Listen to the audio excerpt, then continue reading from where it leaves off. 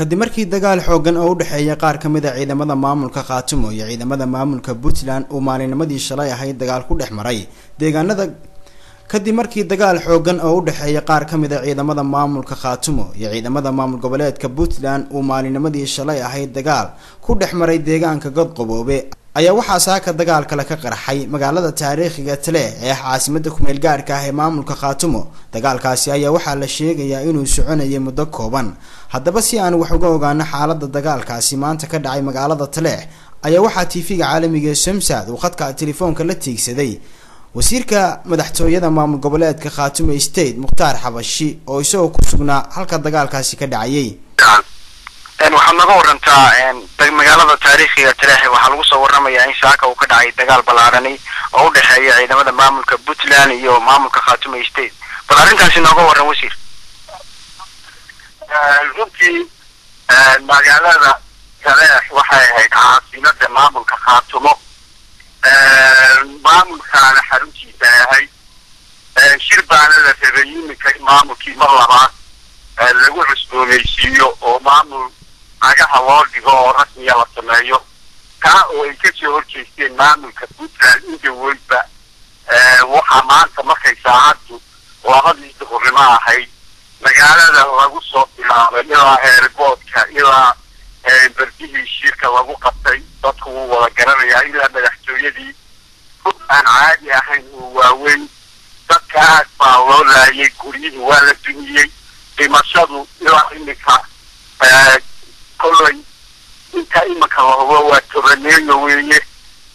waxaa halkaa ka dhacay xasuuq isla dagaalan ah oo ay dagaalamayeen ciidanka madaxtooyada ee Puntland iyo dhammaan ciidamada qaybaha kala duwan ciidamadaasi yaa hogaaminaya halkaa ciidamadaasi Puntland ciidamadaasi madaxtooyada Puntland baa laga hogaaminayay ayagaana dadka xasuuqay dad magelido caruur guryihii iyagaa laayay waana dagaal loogu talagalay lagu xasuuqa dadka oo aargoosi iyo isirbaati'in ah ayuu ahaa waxaan u sheegayaa caalamka iyo dadka Soomaaliyeed ah xasuuqa Tale maanta ka dhacay in aan cid wax ka qabatin jirin hadday federaal tahay hadday tahay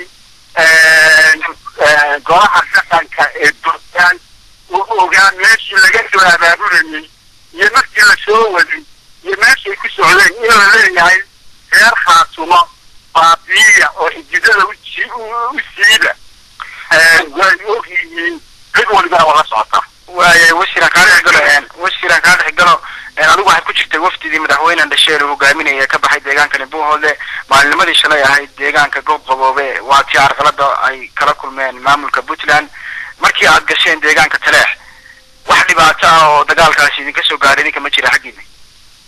ka maamulaha waqti anagu madaxweynaha Dhasheer xalay ayuu Tale galay saaka goor hore oo lixdii uu ka baxay isaga ciidamada meelo badan baa loo dhigay ciidamo kuwa helayna wuu iska difaacay meel la iska mariyay meel amaana lagu joogaa iminka anigu qoloyaan ka mid ahayna meel amaana baan joogaa leeyihiin wasiirkii amniga iyo ciidamo fara badan waxaan amaan baan joognaa waana xaal la sameeyey in dad iyo dunyada cagta la mariyo laakiin ma suurtoobin shalay rafaaxo lana ilaawaan ah ayaa ciidanka Puntland ku dhacay ciidamadii la dagaalamay aad baan ugu hambalyeeyayaa meel kastay joogaan wixii dhintayna ilaahay ha u naxariisto wixii dhaawacmay waxaan leeyahay ilaa iminka wax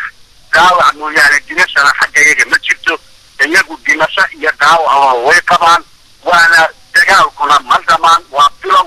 dhammaan waxaan dadka u sheegayaa Khaatumo in dagaalku bilaabmay si rasmiya u bilaabmay waayahay wasiir maxay idinka qorshaysan ka maamul ahaan dagaalkaasi iyo maanta shacabkaasi aad sheegteen lagu xasuuqay deegaanka Tale in aanu Khaatumo ay deegaankeeda ciddii soo gashay ka saarto ayaa naga go-an oo aanu xorayno dhulka iyaga oo aanu ku dhimanno waxaa nagu soo duulay niman dulmi wada waxaa nagu soo duulay Puntland waanu ku dhimanaynaa ilaa idinka u dambeeyaan naga hadayana joojinayno xabadda ninka dhulka iyaga joogaana inaanu nabad ku seexanayn aan u jeedinaya kuwa jooga waa leeyahay orda oo ciidiini dhulkiini taga oo ciidda iyaba nooga baxa go-aanka iyagu waa khaatumo waa dagaal waa xorayn meel kastana baaq baan u dirayaa in dhulka iyaga cidda soo gashay ay faraha kala baxaan kaasina wuxuu ahaa wasiirka madaxtooyada maamulka Khaatumo Mukhtaar Xabashi oo naga warramay dagaalkaasi maanta ka dhacay deegaanka Taleex. Cabdicasiis Aadan Jaamac, Samsa TV.